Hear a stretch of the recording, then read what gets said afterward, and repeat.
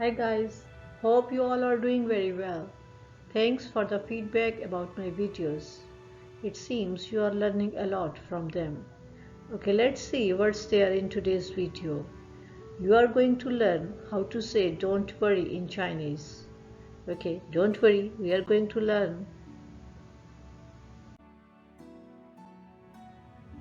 To say don't worry in Chinese is 别担心,别 don't 担心 worry 别担心 now you speak 别担心 don't worry.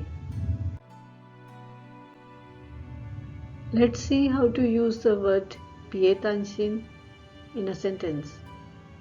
别担心您很快就会康复别担心 don't worry 您很快就会康复 you will be better soon 别担心您很快就会康复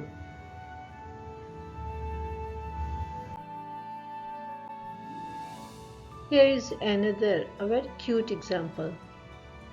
别担心妈妈在这儿呢 Don't worry, mom is here. 别担心妈妈在这儿呢